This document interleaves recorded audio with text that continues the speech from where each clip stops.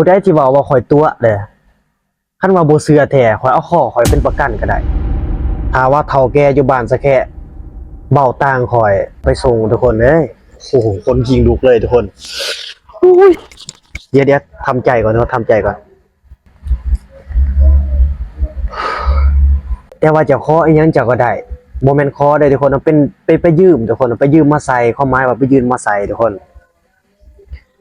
หลังจากที่ว่าไปขอคืนนั้นหรือว่าไปขอยืมคืนนั้นเนาะพอตกยามแรงมากก็พายเรือไปเอาเครื่องตัวที่ว่าขอมันเห็นอยู่ปากหินเลยทุกคนเนาะแม่นป้องอยู่ปากหินเลยแต่เจ้าก็เอามาใส่พอหอดยามบุญ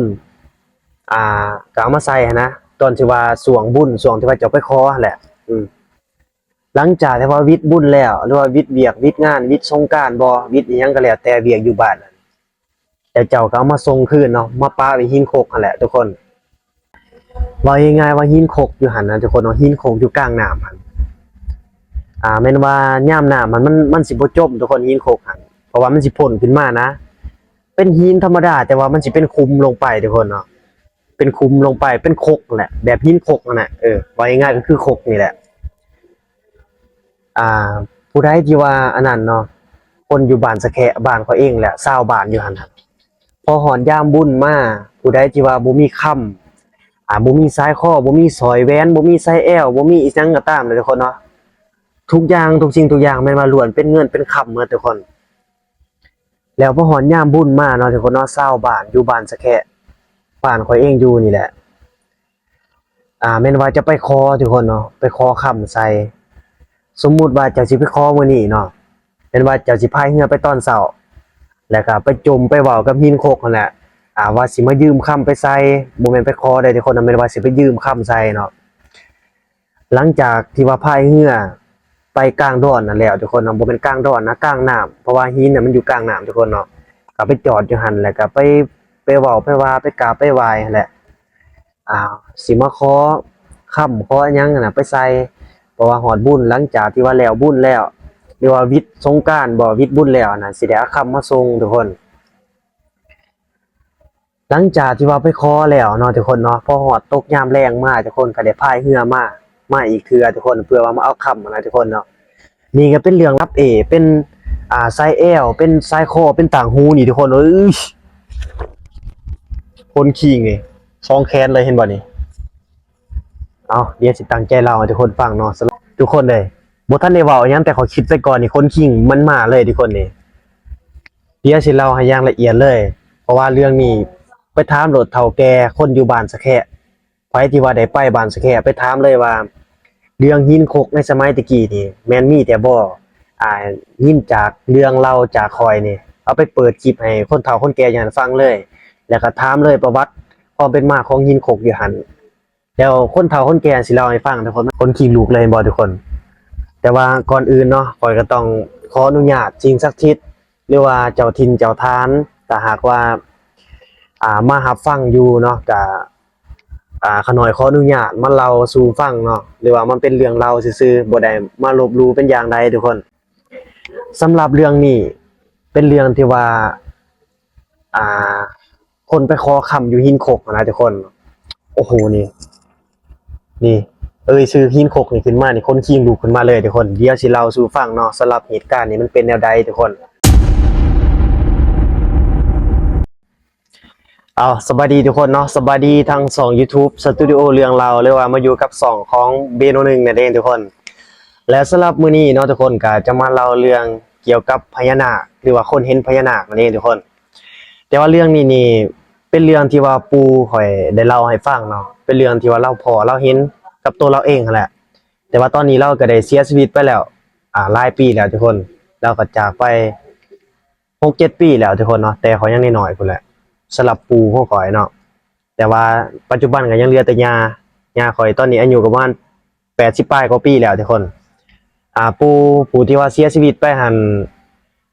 อายุเราส่วนนั้น71ปีเนาะประมาณ71 72อันนี้บ่จื้อทุกคนตอนที่ว่าเราเสียชีวิตไปนะแต่ว่าตอนนี้ก็เป็นเรื่องเราที่ว่าเราสู่ฟังเนาะหรือว่าเป็นเรื่องเราที่ว่าเราสู่ลูกสู่หลานฟังนะ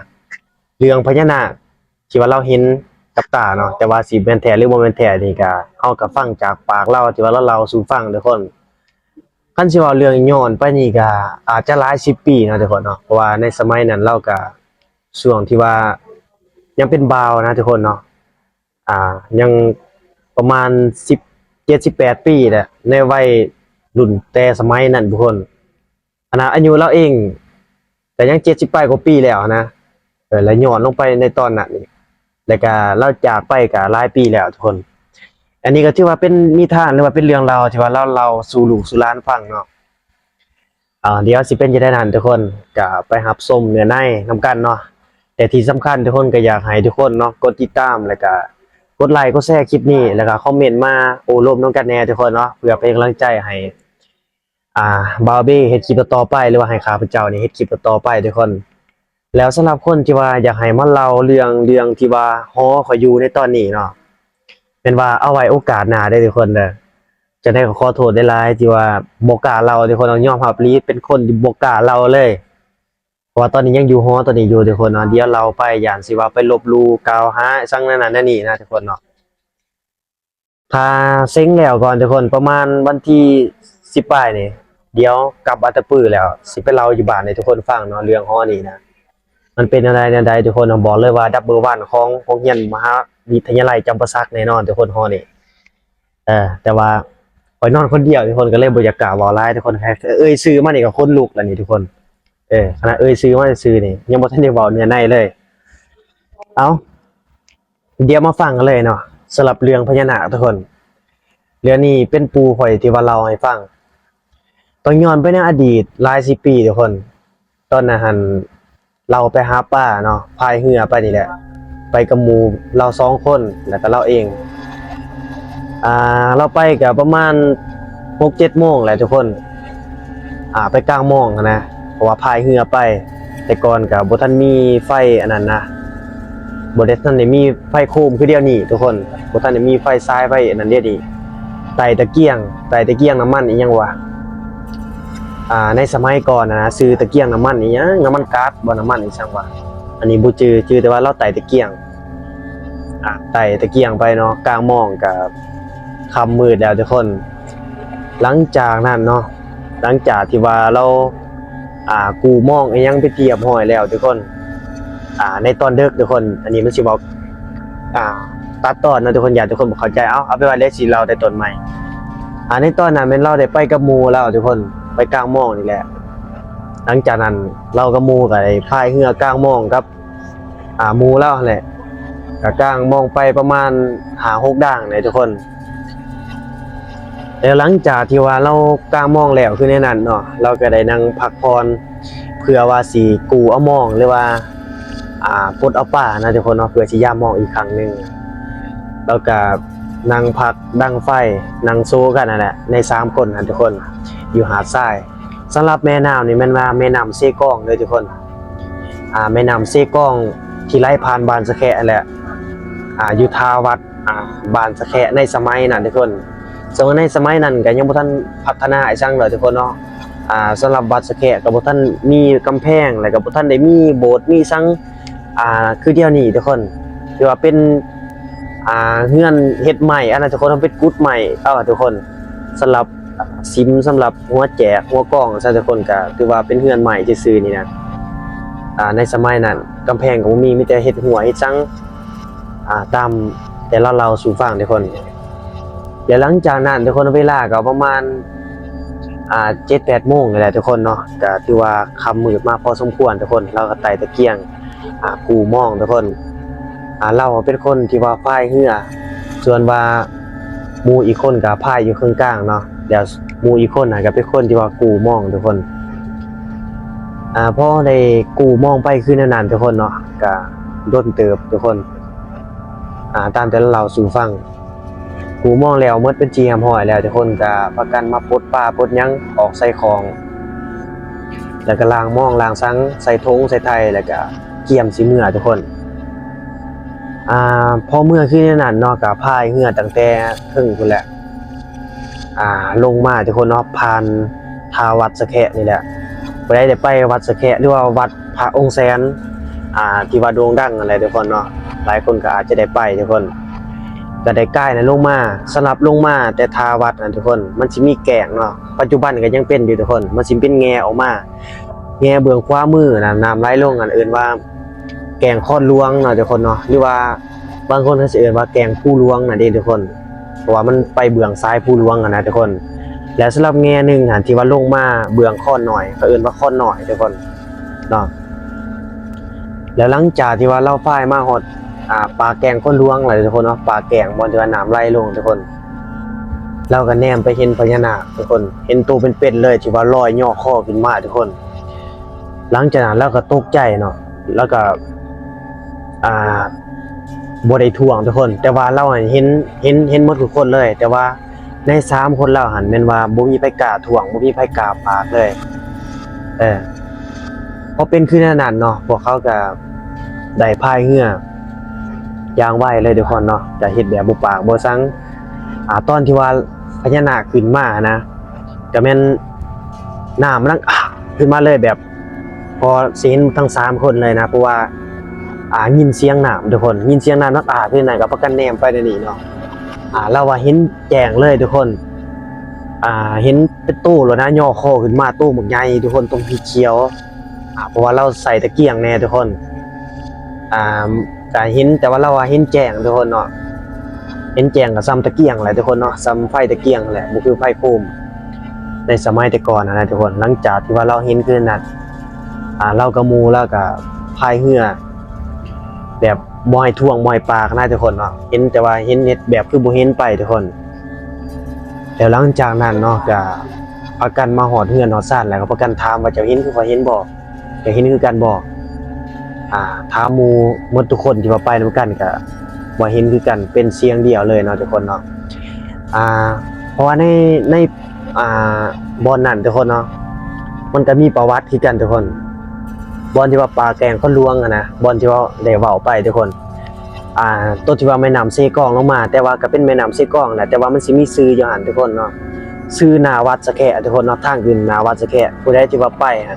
เป็นว่าจะได้พายเรือข้ามแม่นบ่บ่แม่นได้พายเรือข้ามแม่นว่าจะได้ข้ามเรือบักแม่นว่าข้ามมาแต่ทางฝั่งสามัคคีไส้เนาะทุกคนถ้าหากว่าไปมาทางเมืองไส้สิทธาก็แม่นว่าจะบ่ได้ข้ามน้ำทุกคนถ้าหากว่ามาทางเมืองสามัคคีไส้เนาะแม่นว่าจะได้ข้ามน้ำสังเกตบ่ทุกคนเนาะใต้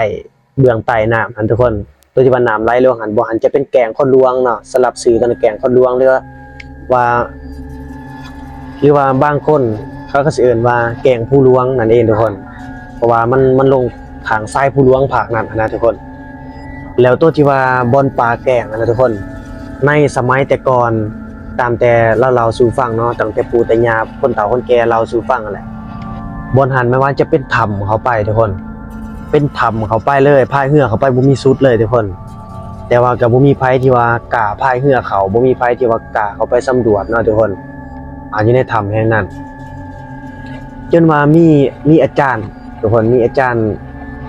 อันนั้นนึงผู้นึงอันนี้บ่จื้อทุกคนเนาะบ่ค่อยจื้อปานใดแต่ก็สิเล่าข่าวๆให้ทุกคนได้ฟังเพราะว่าพอนี้ฟังเล่าสู่ฟังแล้วแต่ขอยยังน้อยๆพุ่นแหละถือว่าเป็นนิทานที่ว่าเราสู่ลูกสู่หลานฟังนะทุกคนแล้วว่ามีแต่อาจารย์อันเดียวนั่นที่ว่ากล้าเข้าไปสำรวจอยู่ในหันทุกคนเราตั้งคันหาใส่เรือแล้วก็ไต่เทียนเนาะทุกคนแล้วก็พายเรือเข้าไปทุกคนสำหรับถ้ำตัวนั้นทุกคนเนาะแต่ป่าแกงก็หลวงหรือว่าจากบนหนาวัดสะแคะทุกคนแม้นว่าจะเป็นถ้ำเข้าไปเลยเป็นถ้ำน้ำพายเรือเข้าไปเลยหอดผู้หลวงทุกคนเนาะหอดผู้หลวงเลยสำหรับเขาเรากล่าวขานกันมาทุกคนแต่ว่าคนธรรมดาเนี่ยมันบ่มีไผกล้าเข้าไปนะทุกคนเพราะว่ามืดแล้วก็มันเป็นน้ำเข้าไปเลยทุกคนเนาะมีแขมีเหงือกในสมัยแต่ก่อนนะทุกคนแต่ว่าในปัจจุบันนี่ทุกคนแม่นว่าทำตอนนั้นได้โยดขับปากทำลงไปเตรียมห้อยแล้วนะทุกคนเนาะก็คือบ่เห็นเป็นตะพังธรรมดาเพราะว่ามันได้โยดทับไปแล้วว่าคือสมัยนี้เนาะมันน้ำเขื่อนน้ำยังกระไรนะทุกคนยามฝนมากกับปล่อยเขื่อนลงใส่เฮ็ดให้ตะฟังอยู่ตะฟังซังบ่คือในสมัยตะกี้ทุกคนสมัยตะกี้นี่คันเว้าเรื่องซังก็แม่นมีแล้วนะ บ่เรื่องพญานาคก็มันมีพญานาคบ่เรื่องผีก็มันมีผีโดดในสมัยแต่ก่อนทุกคนสมัยนั้นฉะนั้นแล้วมันจึงเป็นตำนานเล่าสู่ลูกสู่หลานฟังจากรุ่นต่อรุ่นไปเนาะทุกคนอันนี้ก็ถือว่าเป็นเรื่องเล่าที่ว่าเราจากคนเฒ่าคนแก่ที่ว่าเราสู่กันฟังทุกคนอันนี้ก็จะเป็นเหตุการณ์ที่ว่าปู่ของข้อยเล่าให้ฟังเนาะที่ว่าเราเห็นพญานาคหลายทุกคนอยู่แม่น้ำเซกองอยู่หน้าทาวัดบ้านสะแคะนั่นแหละอันนี้ก็จะเป็นปรากฏการณ์ที่ว่าเฮ็ดให้เห็นเนาะแล้วก็ที่ว่าเป็นเรื่องเล่าจากคนเฒ่าคนแก่ที่ว่าเล่าให้ฟังทุกคนซึ่งว่าในสมัยแต่ก่อนนี่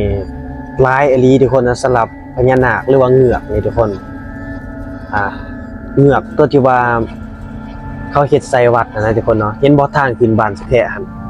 ทางขึ้นทาวัดบ้านสะแคะแม่นว่าจะเป็นเงือกขึ้นแม่นบ่ตัวที่ว่าคันไดขึ้นน่ะเขาจะเฮ็ดเป็นรูปปั้นเงือกขึ้นตามแต่แม่ใหญ่ของเราสู่ฟังว่าในสมัยแต่ก่อนน่ะทุกคนสมัยแต่ก่อนที่ว่าไผว่าไปตักน้ำนะทุกคนแม่นว่าเห็นหล่นห้อยเงือกที่ว่าขึ้นมาลิ้นขี้ดินทรายนะทุกคนเห็นเลยห้อยอยู่ขี้ดินทรายเพราะว่าคนในสมัยนั้นไม่ว่าจะกินน้ำยูเซ่นะไปขวัดน้ำสางยูเซ่แล้วก็ไปเกลือเอามากินนะทุกคนเนาะในสมัยแต่ก่อนบ่ทันได้มีน้ำขายคือเดียวนี้นะบ่มีน้ำขาเสือน้ำกันต้องคือเดียวนี้มีแต่ขุดน้ำสางขวัดน้ำสางแล้วก็ใส่ๆแล้วก็เอามากินเอามาดื่มนะทุกคนในสมัยนั้นเนาะเดี๋ยวจะมาเล่าต่อกันเลยทุกคนสำหรับเรื่องเกี่ยวที่ว่าพญานาคนี่ก็เหตุการณ์ความเป็นมาก็จะประมาณนี้เนาะแต่ว่าทุกคนพอได้ยินข่าวๆบ่ว่าหินโคกอยู่บ้านสะแคะนี่นะทุกคนนี่คนขี้ลูกเลยบ่ทุกคนแต่ว่าก่อนอื่นเนาะข้อยก็ต้องขออนุญาตสิ่งศักดิ์สิทธิ์หรือว่าเจ้าถิ่นเจ้าทานถ้าหากว่ามารับฟังอยู่เนาะก็ขะหน่อยขออนุญาตมาเล่าสู่ฟังเนาะหรือว่ามันเป็นเรื่องเล่าซื่อๆบ่ได้มาลบหลู่เป็นอย่างใดสำหรับเรื่องนี้เป็นเรื่องที่ว่าคนไปขอคำอยู่หินโคกนะทุกคนโอ้โหนี่ชื่อหินโคกนี่ขึ้นมานี่คนขี้ลูกขึ้นมาเลยทุกคนเดี๋ยวสิเล่าสู่ฟังเนาะสำหรับเหตุการณ์นี้มันเป็นแนวใดทุกคนในสมัยแต่ก่อนทุกคนเอาบนหาเสือก็เป็นตาเสือทุกคนเด้อทุกคนตั้งใจฟังดีๆทุกคนสำหรับเรื่องราวหินโคกนี่เนาะทุกคนแม่นว่าหินโคกนี่สิอยู่กลางน้ำเนาะทุกคนสำหรับหินโคกอยู่ลุ่มแก่งคนหลวงตัวที่ว่าพอได้เล่าไปตะกี้เนี่ยสำหรับเรื่องราวตัวตะกี้นี่แม่นว่าหินโคกนั่นสิมันแม่นว่าจะอยู่ลุ่มเบื้องแก่งคนหลวงลงไปทุกคนเบื้องหางแก่งเองทุกคนเนาะเบื้องป่าแก่งคนหลวงอะไรทุกคนอยู่หั่นมันจะเป็นหินโคกเนาะทุกคนในสมัยนั้นทุกคนโอ้บ่อยากเว้ามาเลยนี่ทุกคนเลยบ่ทันได้เว้าหยังแต่ขอคิดไปก่อนนี่คนขิงมันมาเลยทุกคนนี่เดี๋ยวสิเล่าให้อย่างละเอียดเลยเพราะว่าเรื่องนี้ไปถามรถเฒ่าแก่คนอยู่บ้านสะแคะไปที่ว่าได้ไปบ้านสะแคะไปถามเลยว่าเรื่องหินโคกในสมัยตะกี้นี่แม่นมีแต่บ่ยินจากเรื่องเล่าจากคอยนี่เอาไปเปิดคลิปให้คนเฒ่าคนแก่อย่างนั้นฟังเลยแล้วก็ถามเลยประวัติความเป็นมาของหินโคกอยู่หั่นแล้วคนเฒ่าคนแก่สิเล่าให้ฟังทุกคนมันเป็นแนวใดทุกคนเดี๋ยวมาฟังกันเนาะก็คือหินโคกอยู่หั่นทุกคนเนาะแม่นว่าเป็นหินที่ว่ามีผีอยู่หั่นแหละว่าง่ายๆว่ามีผีอยู่ชาวบ้านอยู่บ้านสะแคะนี่ทุกคนเนาะพอฮอดยามบุญมาทุกคนไผที่ว่าบ่มีค่ำบ่มีอีสังไสบ่มีเครื่องประดับเป็นสายแอวเป็นสายคอเป็นต่างหูนี่ทุกคน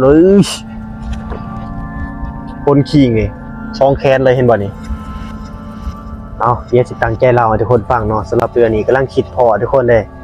มานอนคิดอยู่ว่าสิเล่าเรื่องตัวใดให้ทุกคนได้ฟังมาฮอดคลิปตัวนี้นี่เป็นคลิปที่แบบพอเองเราขอยังคนขี้ลูกเลยทุกคนเดี๋ยวมาฟังต่อเลย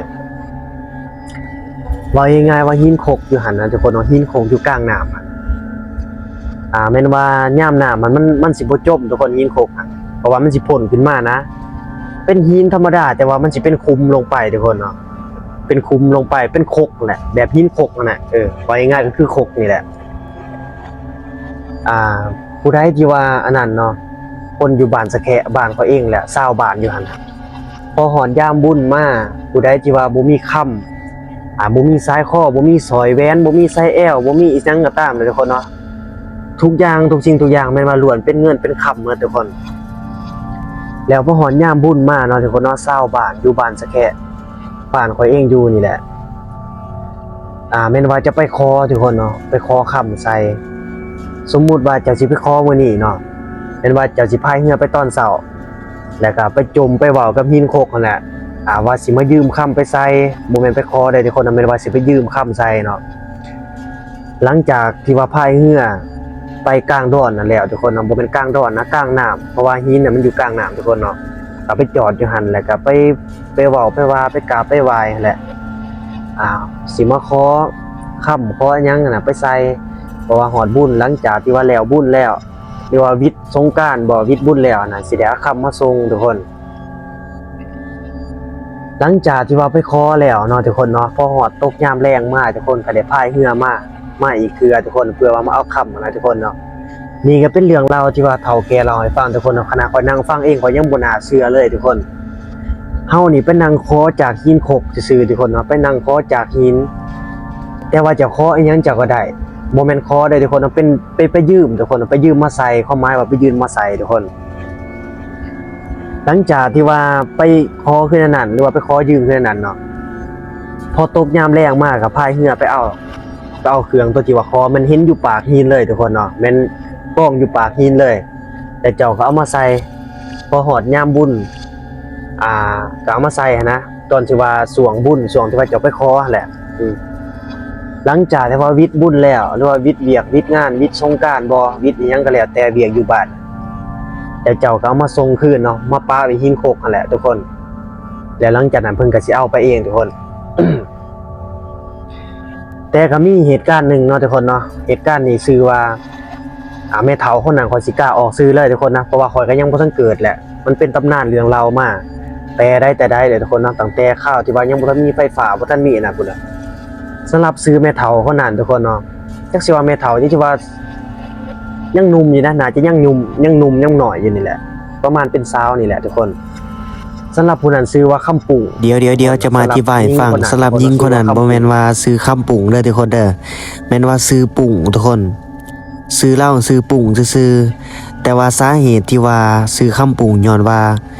เราพายเรือไปส่งค่ำหั่นเราก็เลยเรือล่มใต้อยู่หั่นนะก็เลยซื้ออยู่หั่นว่าซื้อคำปุ่งที่จริงแล้วหั่นเราซื้อปุ่งซื่อๆแต่ว่า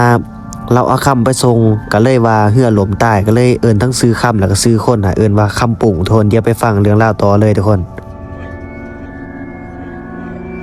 คนอยู่บ้านสะแคะบ้านข่อยเองนี่แหละได้ไปยืมคำเนาะทุกคนเนาะไปยืมคำยืม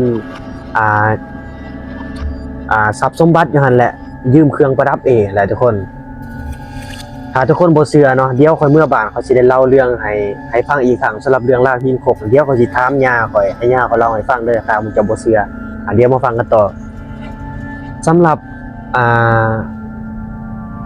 สาวคำปุ่งทุกคนเนาะเดี๋ยวสิเอิ้น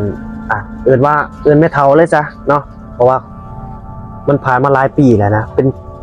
หลายศตวรรษนะว่าง่ายๆชื่อว่าแม่เฒ่าคำปุ่งซะเนาะสำหรับแม่เฒ่าคนนั้นก็ได้ไปยืมคำอยู่หินโคกอะไรทุกคนหลังจากที่ว่าไปยืมเครื่องนั้นแล้วเนาะกลับไปในตอนเช้าแหละพายเรือไปแล้วก็ไปเว้าไปว่ากับผีอยู่หินโคกอะไรทุกคนว่ามาขอยืมเครื่องของคำนี่แหละคำเงินคำนั่นแหละไปประดับใส่บัดแล้วบุญแล้วหน่อยสิเอามาส่งมาคืนเนาะพอตกยามแรงมาเราก็ได้พายเรือไปแล้วก็ไปเอาคำมาเนาะทุกคนเนาะนี่ทุกคนแปลกบ่ทุกคนไปขอน้ำหินซื่อแต่ว่าพอกลับไปอีกทีมันว่าจะเห็นเครื่องของที่ว่าเจ้าขอตัวใดมันว่าจะเห็นป่งอยู่หินตัวนั้นเลยทุกคนหลังจากนั้นเนาะเราก็เอามาใส่แต่ความกำรูปของคนเนาะทุกคนเนาะหรือว่ากิเลสตัณหาของคนหลังจากที่ว่าแล้วบุญแล้วทุกคนแล้วเสร็จสิ้นงานอยู่บ้านเลยทุกคนโอ้โหเราไปคนคิงลุกไปทุกคนเอ้ยสำหรับแม่เฒ่าคำปุ่งเท่านั้นเนาะก็บ่ได้เอาไปส่งทุกคนเนาะบ่ได้เอาสายข้อซอยแหวนไปส่งฉะนั้นแล้วก็เฮ็ดให้เราหันเจ็บไข้ทุกคนเนาะเราเจ็บไข้อยู่บ่ได้อยู่ในบ้านน่ะเจ็บป่วยแล้วหลังจากนั้นทุกคนเราก็สิอยู่บ่ได้นอนบ่ได้แหละ พอตกมามือใหม่ทุกคนเนาะอันมาหลายมือแล้วหลังจากที่ว่าเราบ่ไปส่งนะแล้วก็บ่สบายป่วยไข้เลยแล้วเจ็บเป็นนั่นแหละทุกคนพอไปเบิ่งนำอาจารย์ซั่นก็ว่าเจ้าบ่เอาไปส่งของเพิ่นมาถามมาทวงเอาคืนนะทุกคนแล้วหลังจากนั้นน้องแม่เฒ่าคำปุงก็ได้พายเรือเอาคำมันไปส่งทุกคนเอ้ยโอ้โหคนยิงลุกเลยทุกคนเดี๋ยวทำใจก่อนเนาะทำใจก่อน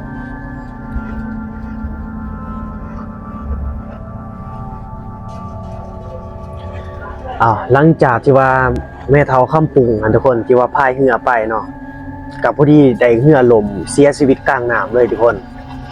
ฉะนั้นแล้วก็เลยทานั่นชื่อว่าทาคำปุงทุกคนทุกคนที่ว่าขามมาแต่เมืองสามัคคีผู้ใดที่มาวัดบ้านสะแคะทุกคนได้สังเกตบ่ตัวกกย่างใหญ่ทุกคนกับอิฐหันแต่ก่อนๆแต่เขายังหน่อยมันว่าจะมี2กกทุกคนเนาะกกย่างคำปุงเขาเอิ้นว่ากกย่างคำปุงใหญ่สุดเลยอยู่หั่นเดี๋ยวนี้ก็ยังอยู่กกนึงแต่ว่ากกนึงหั่นปีก่อนๆเขาปั๊มแล้วทุกคนตอนที่ว่าปั๊มหั่นโอ้ก็บ่ได้ธรรมดาได้เอาจานโขดเองเลยได้มาปรับทุกคนคนธรรมดาเฮ็ดบ่ได้ทุกคนคือกกย่างในปัจจุบันนี่ทุกคนเนาะผู้ใดที่ว่าไปวัดสะแคะต้องมีแล้วว่าคนที่ว่ามาเบิ่งคลิปข่อยตอนนี้ต้องมีแล้วคนอยู่อัตตปือที่ว่าเคยไปวัดบ้านข่อยแล้วเคยไปลินบ้านข่อยนะเคยขามเรือบักอยู่ทาวัดสะแคะหรือว่าขามแม่น้ำซีกองเห็นโลดขามมาทั้งเมืองสามัคคีเนาะเดี๋ยวจะมาสีแจ้งให้ทุกคนได้เบิ่งได้ฮู้นำกันตัวที่ว่ากกย่างคำปุงนี่ทุกคนเห็นบ่อยู่ภาคเบื้องบ้านสะแคะนะนี่จะเป็นการขามมาแต่ฝั่งสามัคคีไปบ้านสะแคะหรือว่าไปพังเมืองไสสิทาเห็นบ่ตัวนั้นแหละกกปุงกกย่างใหญ่ขนาดอยู่ห้องคำปุงเนี่ยจะเป็นทาคำปุงเลยทุกคนนะทาตัวที่ว่าแม่เฒ่าค่ำบ่แม่นแม่เฒ่าปุงหั่นเฮ็ดเฮือลมตัวที่ว่าไปทรงค่ำนะก็เลยชื่อว่าทาคำปุงเนาะทุกคนคนที่ว่าขามไปวัดนี่แม่นเลยนี่กกย่างใหญ่ตัวนั้นแหละเห็นรถกกย่างใหญ่ตัวนั้นทุกคนเนาะเป็นกกย่างโคตรใหญ่หรือกอดประมาณ 3-4 คนรู้จักทุกคน5คนก็ว่าได้โคตรใหญ่เลยทุกคนยังอยู่กกนึงถาปานนี้ทุกคนแต่ว่ากกนึงหันอยู่หลังสุขศาลาบ้านสะแคะเบื้องหลังสุขศาลาก็ใกล้ๆกันแหละทุกคนเนาะลงไปหันก็เป็นห้องคำปุงเป็นทาคำปุงนั่นแหละทุกคนแล้วหลังจากที่ว่าแม่เฒ่าคำปุงนั้นตายเนาะก็เลยตั้งชื่ออยู่หั่นว่าชื่อทาคำปุงนะทุกคนเนาะหรือว่าเป็นห้องคำปุงที่ว่าไหลลงมาใส่น้ำนะทุกคนเนาะเอิ้นว่าทาคำปุงทุกคนก็เลยเป็นประวัติความเป็นมาจนเฒ่าปัจจุบันนี่แหละเอิ้นว่าทาคำปุงอยู่หั่นทุกคนชื่อกกย่างแหละทุกคนเนาะเดี๋ยวจะมาอธิบายต่อผู้ใดที่ว่าขามมาจากเมืองสามัคคีนะมาบ้านสะแคะหรือว่ามาวัดหลายคนก็ต้องได้สังเกตว่าแน่มาเบื้องบ้านสะแคะแม่นว่าจะเห็นกกย่างใหญ่อยู่แคมป์ซี่หั่นใหญ่จนถาปานนี้บ่มีไผปรับดอกบ่มีไผกล้าปรับอยู่หั่นมันกกโคตรใหญ่เลยมันแต่งแต่หลายศตวรรษมาแล้วทุกคนอยู่หั่นแหละทุกคนเนาะบอนที่ว่าแม่เฒ่าคำปุงหันพายเรือที่ว่าจะเอาคำไปส่งหินคกส่งผีอยู่หินคกหั่นทุกคนเป็นว่าเราได้เรือลมใต้อยู่หั่นเนาะก็เลยเป็นประวัติเขาเป็นมาชื่อถาวปานนี้เลยชื่อว่าห้องคำปุงนั่นเองทุกคนอันนี้ครับเป็นประวัติความเป็นมาที่ว่าเป็นสิ่งศักดิ์สิทธิ์หรือว่าเป็นบอนที่แบบว่าสิ่งที่บ่น่าเชื่อก็เชื่อนะทุกคนผู้ใดที่ว่าข่อยตัวเด้อคันว่าบ่เชื่อแท้ข่อยเอาข้อข่อยเป็นประกันก็ได้ถ้าว่าเฒ่าแก่อยู่บ้านสะแคะเว้าต่างข่อยหรือว่ามันบ่แม่นความตัวที่ว่าข่อยเว้านี่นะทุกคนมาตีมาฆ่าข่อยก็ได้มาเหมาะข่อยก็ได้ข่อยยอมให้ตีเลยสำหรับเรื่องตัวที่ว่าหินคกอันใดทุกคนเด้อตัวที่ว่าหินคกตัวที่ว่าได้เล่ามาให้ฟังนะผู้ใดที่ว่าอยากได้ค่ำอยากได้เงินค่ำไปซั่งนะไปใส่ในยามบุญเป็นว่าไปขอแต่ว่าหลังจากแล้วบุญแล้วก็แม่นเอาไปส่งความหมายก็ไปยืมอะไรทุกคนบ่แม่นไปขอนะทุกคนไปถามโลดคนที่ว่าเฒ่าแก่อายุประมาณ 7-80 ปีนี่ไปถามเลยอยู่บ้านสะแคะนี่หรือว่าใครมีพี่น้องมีญามีป้าอยู่บ้านสะแคะให้ทุกคนไปถามโลดอยากฮู้เรื่องราวของหินคกว่าสิอยู่แกงคนหลวงอยู่น้ำไส้กล้องนี่เพราะว่ามีคลิปน้องชายคนนึงอยู่บ้านสะแคะได้เล่าลง YouTube ว่าจังซี่ได้เล่าลง YouTube ว่าจังซี่มันแม่นแท้บ่หรือว่าเล่าตัวบ่อยากฮู้ประวัติความเป็นมาว่าสิลองไปถามเลย เราสิเล่าให้ฟังบางทีเราสิเล่าละเอียดกว่าข่อยอีกข่อยนี่ก็เล่าจากคนเฒ่าคนแก่เราสู่ฟังบ่แม่นข่อยฟังเทื่อเดียวได้เฒ่าแก่หลายคนหลายบอนเอิ้นว่าผู้ใดที่ว่าลูกหลานของบ้านสะแคะนี่เกือบว่า50%พุ่นทุกคนที่ว่าฮู้จักความเป็นมาประวัติของแกงพนหลวงของหินคกของทาคำปุ่งอะไรทุกคนเนาะสาเหตุที่ว่าซื้อทาคำปุ่งหั่นก็ย้อนแม่เฒ่าคำปุ่งพายเรือสิเอาคำไปส่ง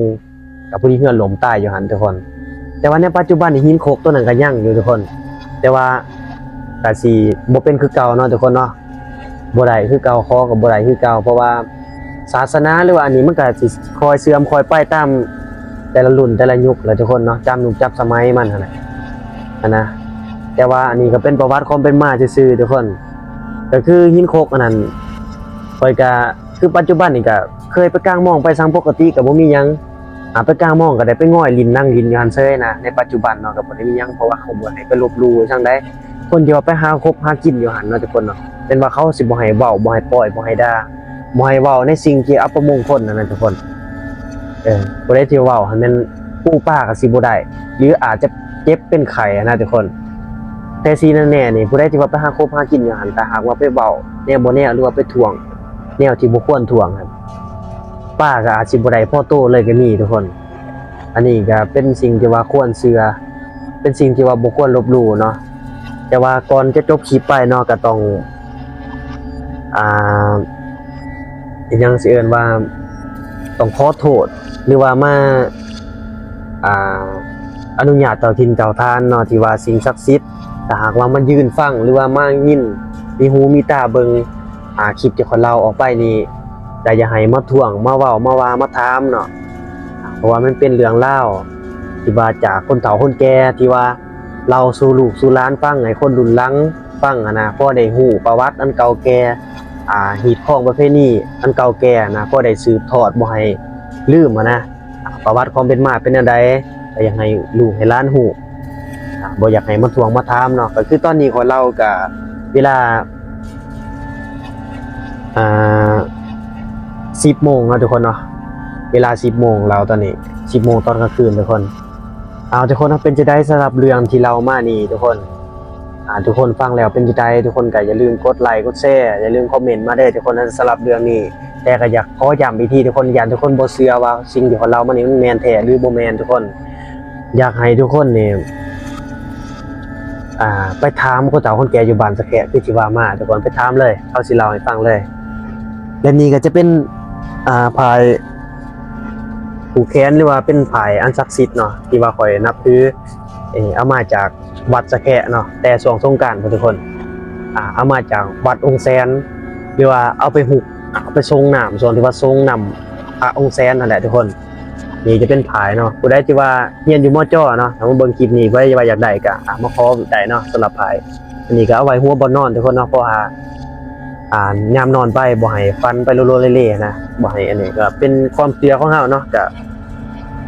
อันแล้วแต่ว่าไปสิว่าทุกคนเนาะแต่ว่าอันใดเนี่ยเฮาก็บ่ควรลบหลู่ทุกคนเฮานับถือศาสนาพุทธนับถือศีลหรือว่า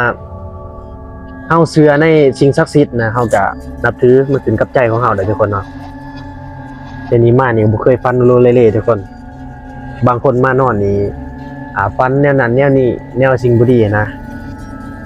แต่นี่ก็มันก็อาจสิเป็นน้ำข่อยเองที่บ่ฟันบ่หรือว่าเป็นน้ำอันนี้บ่อันนี้ก็บ่ฮู้นะทุกคนเนาะแต่ว่าก็ต้องเชื่อแน่ก็ดีทุกคน